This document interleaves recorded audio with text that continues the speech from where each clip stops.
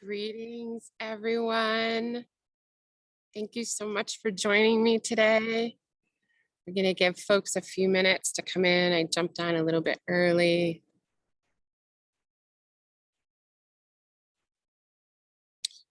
Please feel free to say hi in the chat box and let me know where you are, because I'm someplace different and I'll let you all know about that in just a minute as we get more folks in. Yay, yay, yay.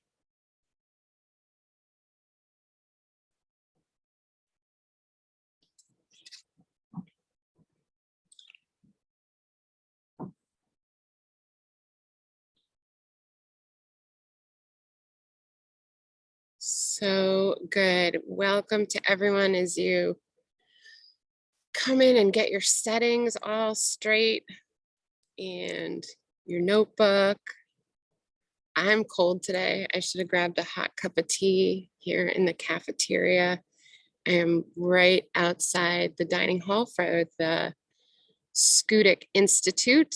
I'm out on the Schoodic Peninsula in Acadia National Park today at the Acadia Birding Festival. Yay! All right. Oh my gosh, we got folks from Las Vegas and California, Idaho, New Hampshire. So cool. Keep that chat box open because it's a spot where you can share what you're experiencing as we spend time together today.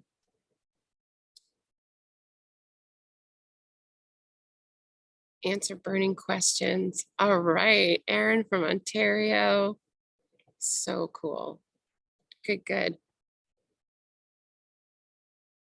I'll just keep, I like to give people about 5 minutes or so before I get started.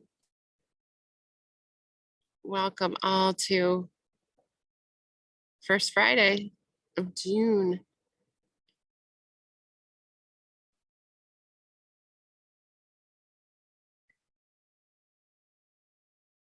Our First Friday list now has 250 people on it, which is just so special to me. Happy to have some time with all of you. Hey, Stacy.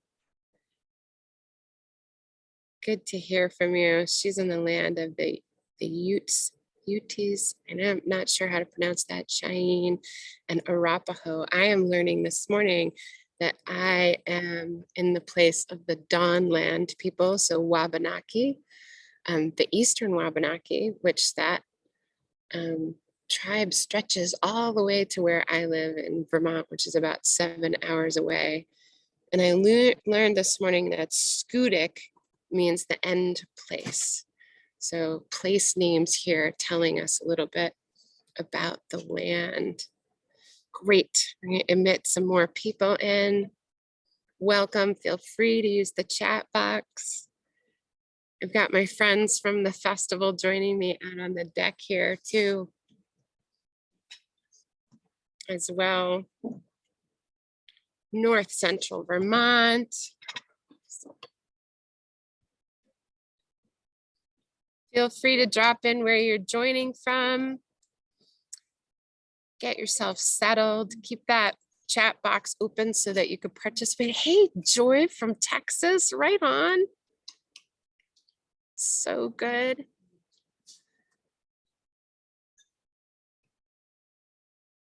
All right, Middlesex. Janet. Yay, Janet, Abenaki, Wabanaki land as well. So good.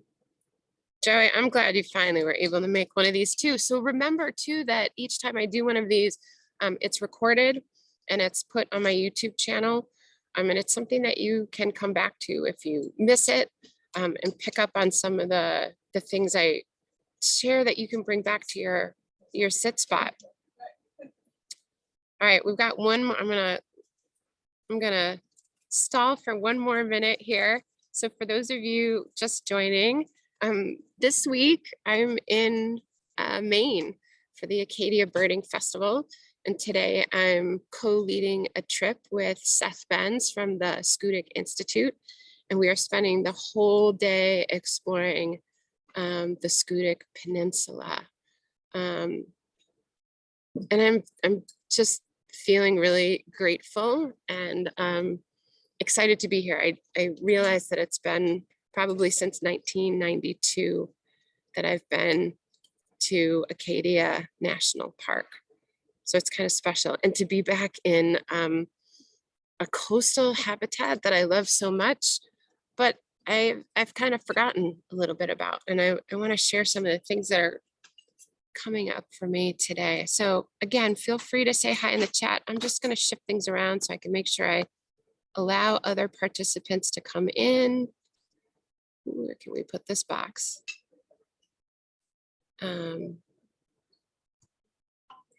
There we go. And I'm going to stop sharing just for a minute. You know what? Maybe I'm not. So this week, let's start with this poem.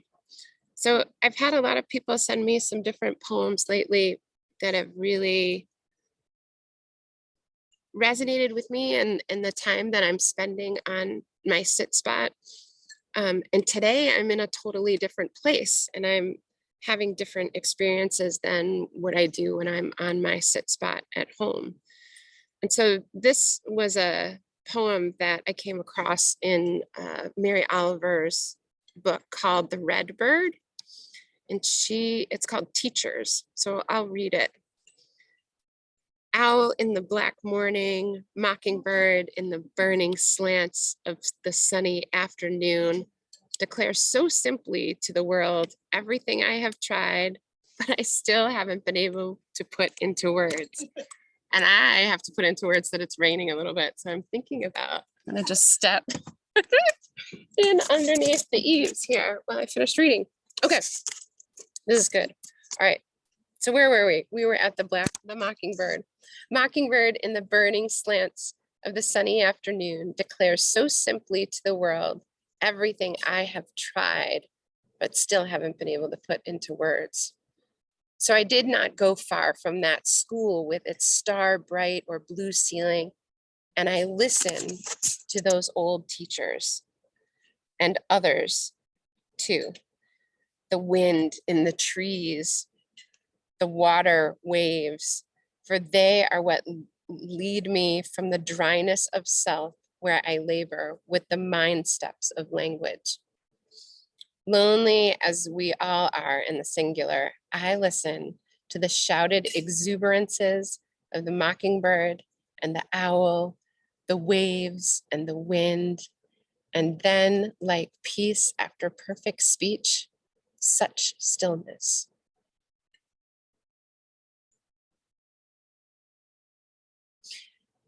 Sometimes I like to take poems to my sit spot and just use them as a reflection point. And I think today, there are some different birds teaching me today. So one of the first things I noticed, and I'm gonna stop sharing here. One of the first things I noticed here when I got out of my car in Maine is that the soundscape is completely different. And the minute I stepped out of my car in Southwest Harbor to the inn, I heard Northern Parula Warbler, like it's a neighborhood bird. And I heard American Redstart. And I know American Redstart from what I've learned from them back at home in Vermont, but this was a totally different place for them. So it was kind of unique and different to have those two birds as usual suspects.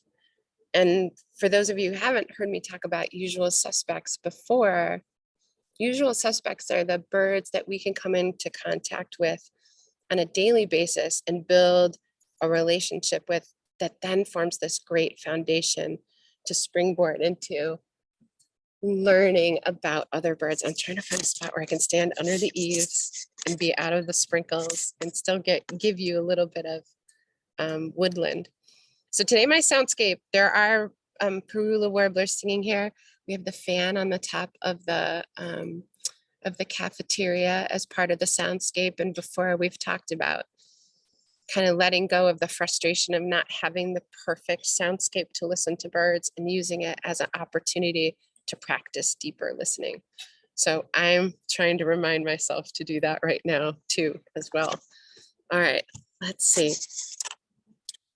So, and of course I left my notes over here. You guys are so patient and good with me that I can grab this, and it's a good thing that it's my Write in the Rain notebook because it got rained on a little bit. So some of the things that I wanted to bring to you today to think about is when you get to travel and be other places and take your sit spot routine on the road, so to speak. And so there were a couple of things that were popping up for me as I've been in Maine now for 2 days. And the first one was just that I'm in a new location, but it's still in the same bioregion. And because of the relationships that I have with birds back home, there are things that I recognize here. And they may be a little bit different because here everything is spruce fir dominated. And so the birds that are common in the soundscape are not the common ones in the soundscape at home, but I still know them. So that feels comforting. And at the same time, I think bringing your slow burning practice on the road can be a bit intimidating, maybe, right? Like, I'm not sure if I'm going to recognize any birds in this new place, or how do I do this someplace else? And I think that that's a great edge to explore. So I want to really encourage all of you to, when you're traveling this summer or visiting friends, to give yourself an opportunity to kind of feel that and be in that. Okay, the other two things. So these are big, and I'm going to give you like bird code for them. So these are 4-letter, let's call them 4-letter codes for 2 fears. Ready? Okay, so the first one is FOMO, FOMO. You may have heard this one used before. This is fear of missing out. So I'm curious, in birding, and you can put this in the chat, can you remember an experience where you've had a fear of missing out? And I'll give you an example. So today we got to a site and there were 2 trails to pick. And one, you could see this really nice boardwalk that went out over the water, but it was really foggy out. And then there was the roadway path that went by spruce fir and shrub scrub, and you could hear the parulas singing from there and the black-throated greens. And as I stood there, the good thing is I'm not the leader, I'm the co-guide, and I didn't have to pick. But I had to, right? If I was alone, I'd have to pick a trail, and there's that fear of missing out of something. Anybody else had that experience before? Feel free to drop it in the chat. Maybe another example of that feeling of fear of missing out. I think back to some of bird outings and just the idea of having to complete a trail and get from point A to point B. And if I don't travel the whole trail, will I miss out on something?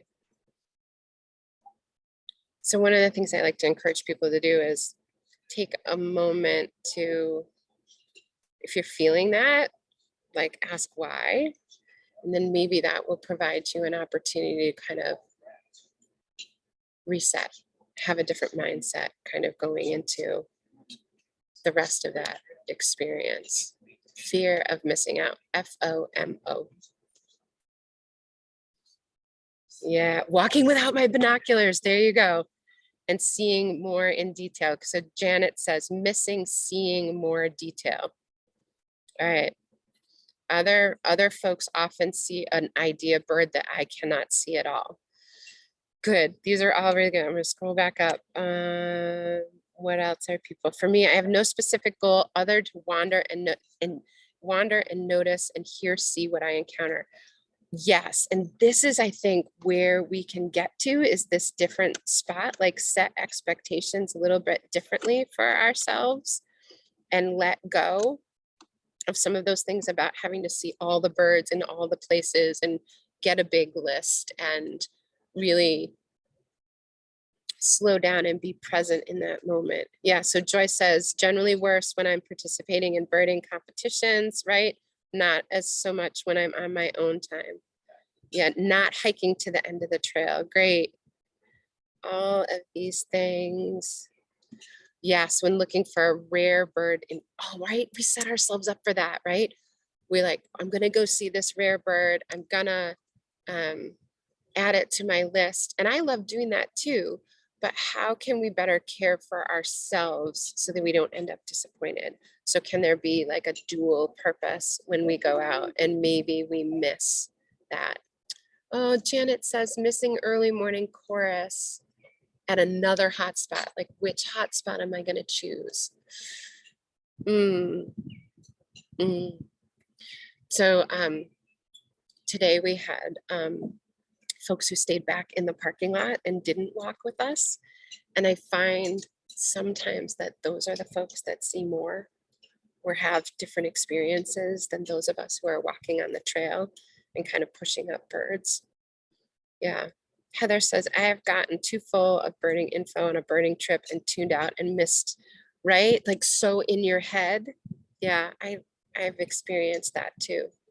So I think we can be kinder to ourselves as birders in terms of managing that fear of missing out. And I think slow birding, especially when we're doing it in a really super mindful way, provides us with an opportunity to do that, right? Looking and listening without judgment, learning how to sit in unknowing for a while. Yeah. Okay.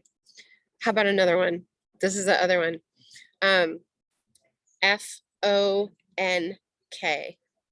fear of not knowing. And I just kind of alluded to this a little bit, where how can we be more comfortable when we forget our binoculars and we don't get that best look and we don't know what that bird is, or the bird flies over it and flies by, right? So those are some other things that fear of not knowing what it is. For me, when I'm guiding, the fear of not having the right answer. I'm in a whole new place and people are asking me all kinds of questions about plant species and things. And this morning I misidentified a tree species twice. And it's because for me, normally it's a high elevation species. And here it's just part of the natural landscape because it is spruce fir. But in Vermont, spruce fir forests are up higher. And how do we be okay in that not knowing piece? FONK all the time. So we got FOMO and we got FONK. Okay. All right.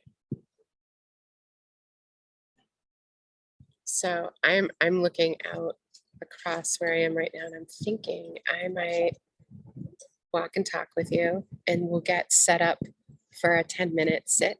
Okay.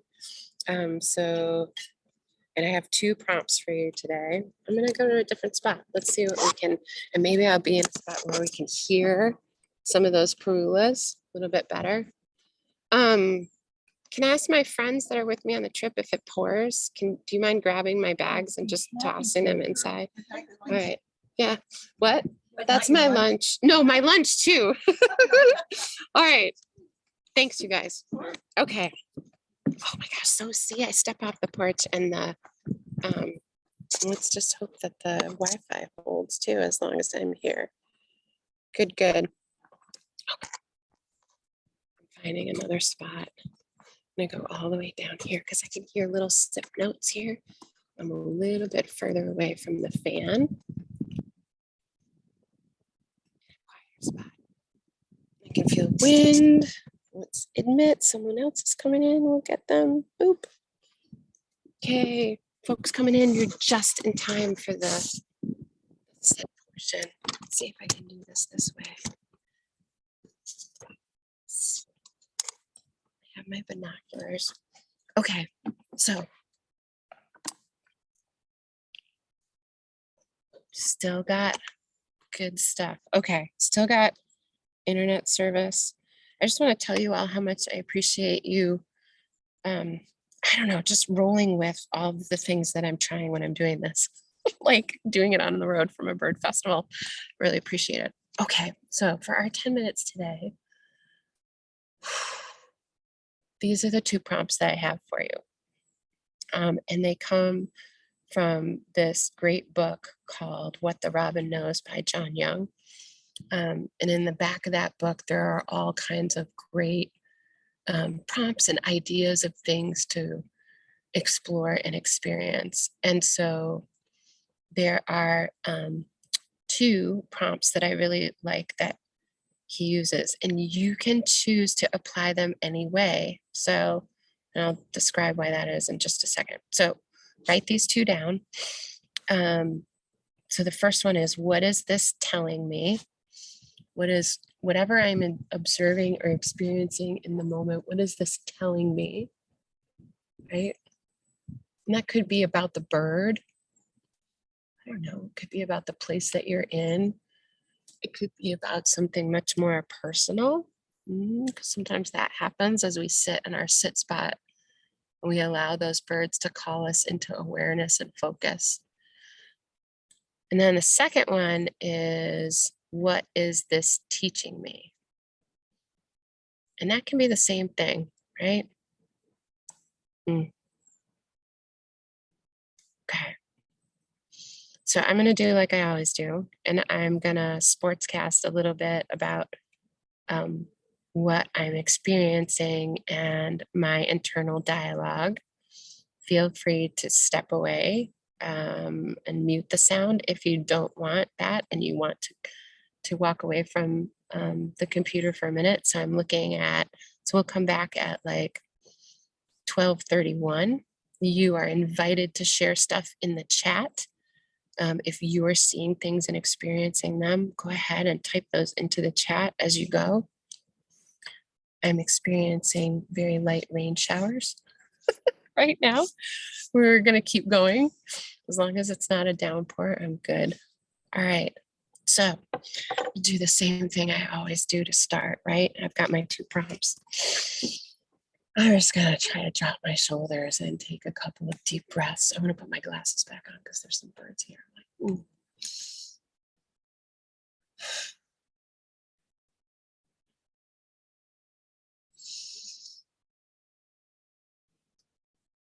You know what I notice right away is that the air smells totally different here.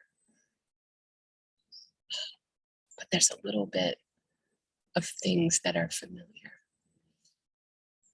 Smell of conifers, but I can smell the ocean as well. Curious about what you smell where you are. Maybe it's lunch. Maybe it's breakfast, depending on where you are and what time of day it is. Can you hear? I'm curious, can you hear? Z. Yes, Ellen, Eileen, I can type the prompts. Yes. Right, I'm gonna let somebody else in. Put the prompts in the chat. Thank you for that suggestion. I love that. What is this telling me? Telling me.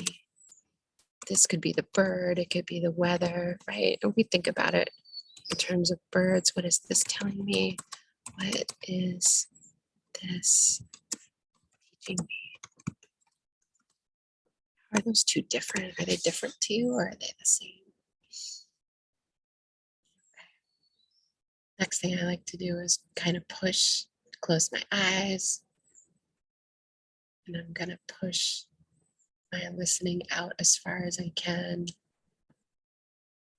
And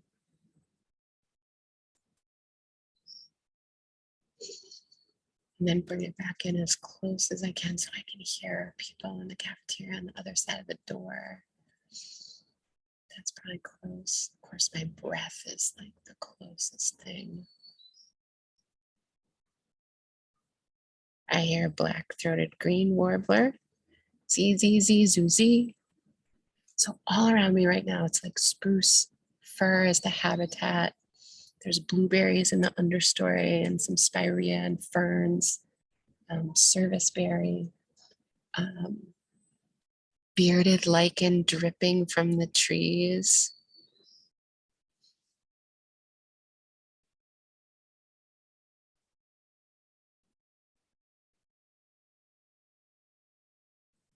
Mm.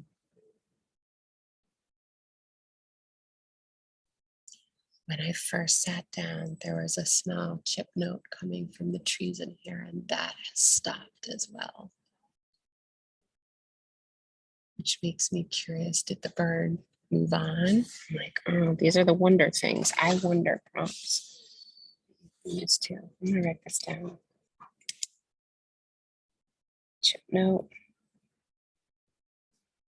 Did it move away?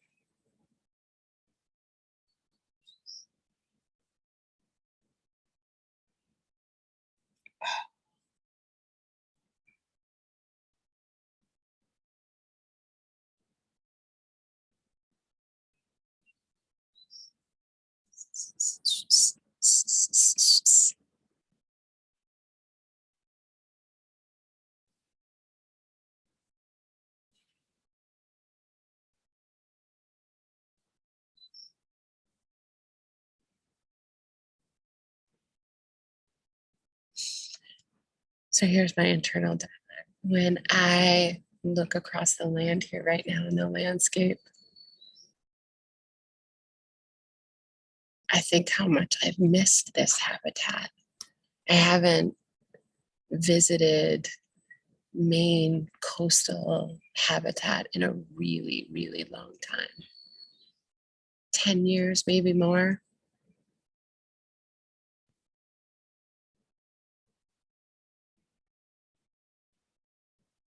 And I feel rooted in this place. Old roots, old roots from the 90s, from when I was in school. But it's a familiar and comfortable place.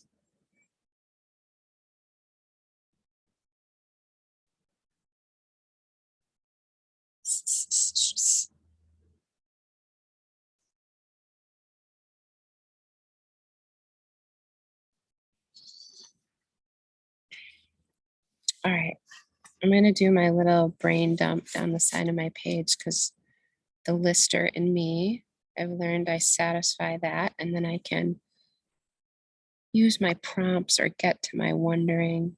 So I have black-throated green warbler. There's an American robin in the distance singing. And I have the mystery chip notes. So I'm just going to put a question mark like next to that.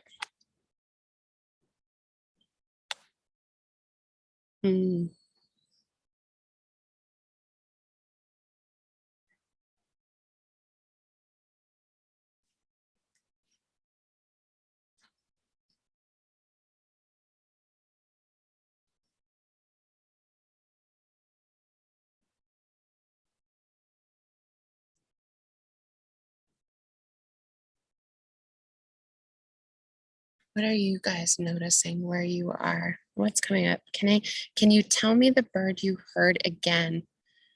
Never, yes, black-throated green. So this is a warbler that likes coniferous forests. Gosh, black-throated green in northern Parula. Northern Parula is the other one that is very common right here, everywhere that we get out of the car.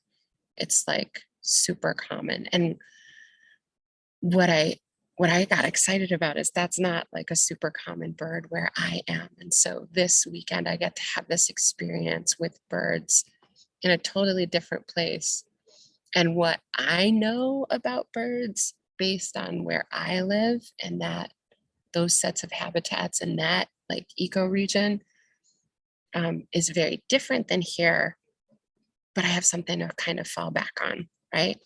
And so that's where FONK. I can bust up FONK, the fear of not knowing, because I do have some core things that I know.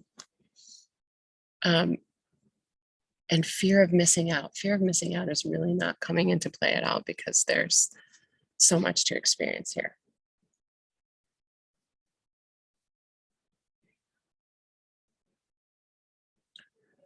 How about the two prompts? What is this telling me and what is this teaching me?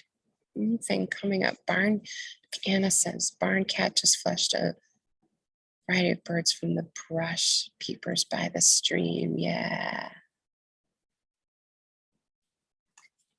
We are at noon. It's very quiet where I am, and we have a big fog bank that's been heavy over much of the coast. So that's really changing how the birds are active. Oh my gosh. Okay, I gotta show you something that I just noticed. It's like right here too. Oh, it's attached. It's growing. It's growing on the railing. We want to talk about being in your senses, right? Hopefully that'll focus. Touch, right? We don't get to touch birds too much. But we do have the opportunity to explore the habitat that they're in through touch. I think of the sweet fern that the common yellowthroats and the song sparrows were hiding in today. And that's like a low ground, shrubby like fern. And I dragged my hands across it and oh my gosh, it smells so good. And then this one, this is bearded lichen. This is the stuff that I was telling you that's dripping from all the trees here and gets in these long hanging masses. And this is what the northern parula nests in. So I've been watching and waiting and wondering if I will spy a parula ducking into a mass of bearded lichen. Usnea is the genus. Will I see a parula going into a mass of lichen? They build a nest much like Baltimore Orioles do. It's like hanging nest, but it's in this crazy lichen that it can grow much, much longer than this. And there's so much of it in here.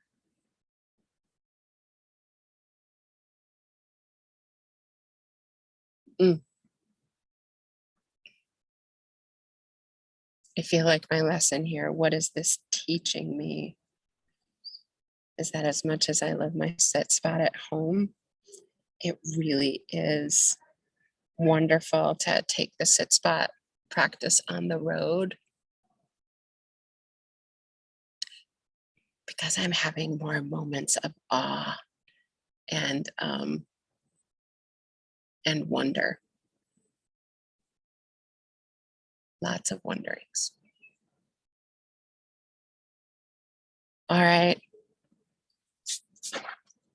Gosh, that did not seem like 10 minutes. So I'm going to welcome people back. If you stepped away, I was just talking about the bearded lichen that the northern parula likes to nest in or build a nest with. Things that you experienced. I think these two prompts can resonate over time in your space, especially if you sit for longer. So my recommendation always is 20 minutes at the shortest. Stay as long as you can and be open enough to allowing all those questions to flow. So I hope you'll take those two prompts with you. Anybody want to share in the chat box what they experienced? And sometimes the prompts, you know what's wonderful too? Okay, so if the prompts don't work for you, that's totally fine. I had somebody email me after one of the sessions and first she apologized and then she said, I decided to write a poem instead. And she sent me the poem and it was beautiful. Like I totally teared up reading it because it was just so lovely. It was about song sparrows and them calling to her to pay attention and to be with them as they moved through the scrub and the brush.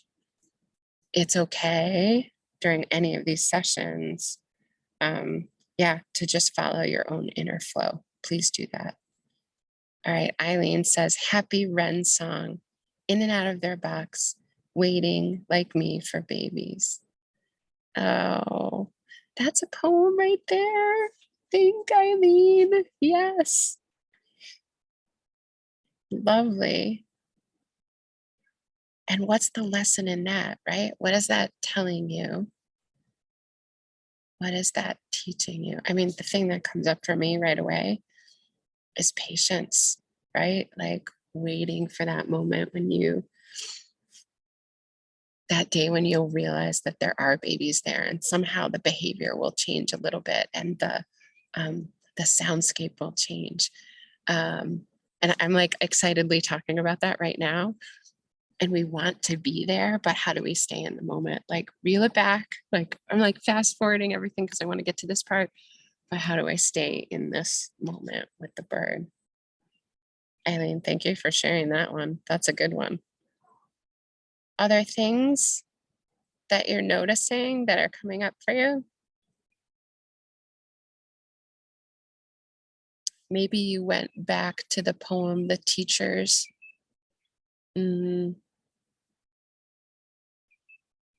Listening to old teachers. Yeah, Martha's wondering about common yellowthroat singing. Is his nest near where he sings? Martha, you're in Vermont, right? I'm wondering if I remember correctly where you are. There's a question. I mean, I could answer that for you right now, but I think being comfortable in the unknowing and letting things unfold is really an important part of, yeah, Montpelier, there we go, of experiencing and building a thread with these birds. So I would encourage you to keep watching and waiting with that common yellowthroat. Notice if that song changes at any point. What do we think about when we think about female birds, right? They're on the nest and trying to hide. And so where would she be? And will that tell you where the nest is? I just pulled apart the usnea while I'm sitting here and I'm looking at all the little different tiny filaments and how in the world does a bird, how do you make a nest out of this that's enough to hold your body and maybe 3 or 4 or 5 eggs? I don't know. That's just amazing. Lara says some male birds sing to female birds while they incubate. We had a question this morning that lingered in the group with many experienced birders in the group about vireos sitting on a nest and singing, and someone who experienced that. And I think the first question that came up for me was, do female vireos sing?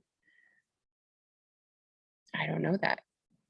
I wrote it down and I'm going to go do my research. I'm going to use that Birds of the World website to look up bird behavior because I love that. And I love discovering whether or not birds where the male and the female look very similar, if there's a way through behavior, if we can tell the difference between the two. Super.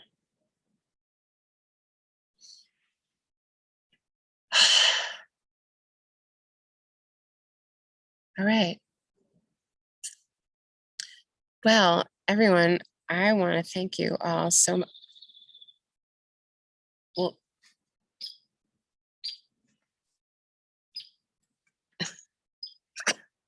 woodpecker letting me know this is the okay, so this is the first woodpecker all day. We've been birding all morning. We haven't seen a single woodpecker. And now, okay, it's at the top of the tree. I'm leaning out of the way so I can maybe see it because it's not quite in my view. Peek, peek, peek, really loud.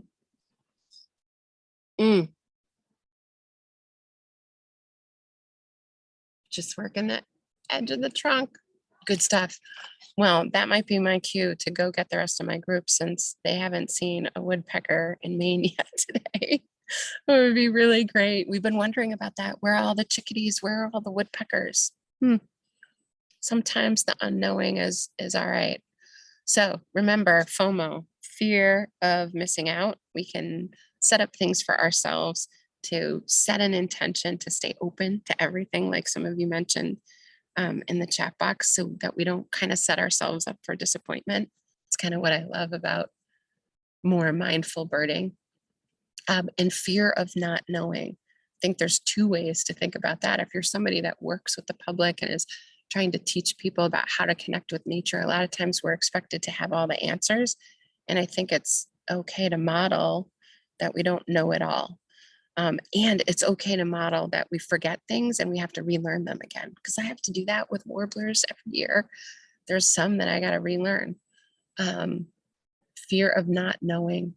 And then being okay in the unknowing and maybe letting things play out, like with the wrens and the common yellowthroat. All right. Well, next month, we're going to keep going. I know there's only one more date listed in the Zoom registration. Have no fear. We're going to keep going all the way through this year with the first Fridays. If you're in Vermont, I have a lot of different outings coming up, and I hope you'll join me next weekend. I'm going to be at the Adirondack Boreal Birding Festival, and you can find that on my website if you'd like to make the trip up and, I don't know, be in a different habitat, a different place to experience birds. And then my next Intro to Slow Birding course, I'll be posting soon. That will be either in September or October. Now, if you enjoy these sessions, they are free, but I have a place on the page for the First Friday sessions where you can donate. Donations really help me be able to offer programming to groups that may not have the budget to hire a private guide. Also helps me add to my collection of binoculars that I provide to people on outings as well.